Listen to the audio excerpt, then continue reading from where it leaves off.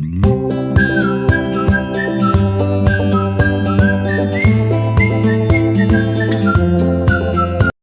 assalamualaikum warahmatullahi wabarakatuh. Saya Istri Matus Samada, mahasiswa STKIP Aisyah Rio semester 5 dengan NIM 2230602169. Hari ini akan membuat tugas pembuatan video dengan mata kuliah komputer dan gadget dengan dosen pengampu Dr. Yenda Puspita MPD. Terima kasih. Dampak fisik. Masalah kesehatan mata, tulang dan juga otot. Kenapa pada mata anak akan mengalami gangguan apabila dia terus-menerus menggunakan gadget karena cahaya dari layar gadget yang dapat menyebabkan kelelahan pada mata anak. Pada tulang akan berpengaruh pada postur tubuh saat menggunakan gadget itu sendiri karena dapat mengakibatkan nyeri punggung, leher dan juga bahu.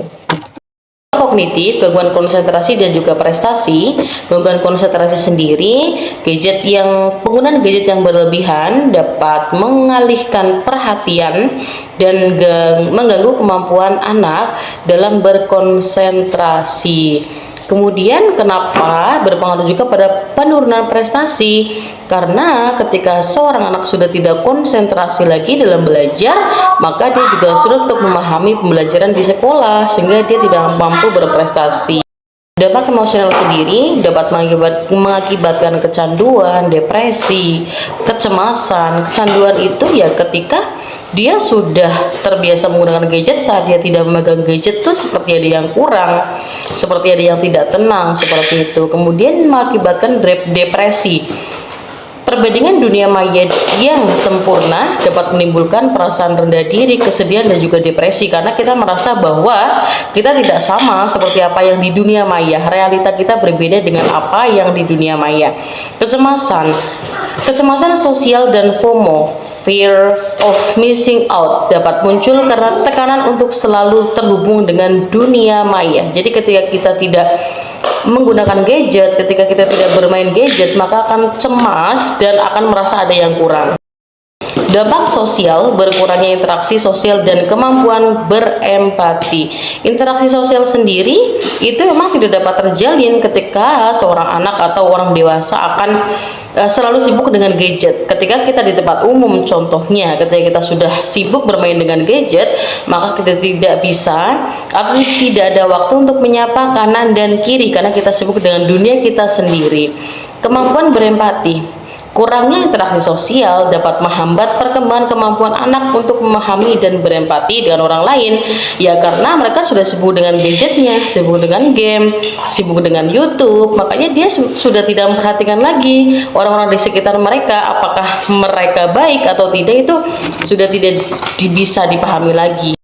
Faktor yang mempengaruhi dampak negatif penggunaan gadget diantaranya usia anak yang semakin muda, maka dia semakin rentan mereka terhadap dampak negatif gadget karena kan anak-anak muda pasti dia lebih suka dengan hal-hal yang baru, terutama yang ada di dunia maya. Durasi penggunaan gadget yang berlebihan meningkatkan resiko negatif, makanya memang harus dibatasi. Konten yang dikonsumsi, apa yang dia lihat akan dia tiru, apa yang dia amati maka dia yang akan lakukan dalam setiap hari karena anak memang belum bisa menyaring dan apa yang dilihat yang akan dia tiru. Makanya ada pernah orang tua dalam mengatasi dampak negatif penggunaan gadget, salah satunya adalah komunikasi terbuka. Orang tua harus selalu mengajak ngobrol, selalu mengajak main dengan anak agar anak lebih intens hubungannya dengan orang tua dan lebih memiliki kesibukan lain. Memberi jadi di sini dibatasi penggunaannya, diberikan waktu, tidak terlalu bebas untuk menggunakan gadget.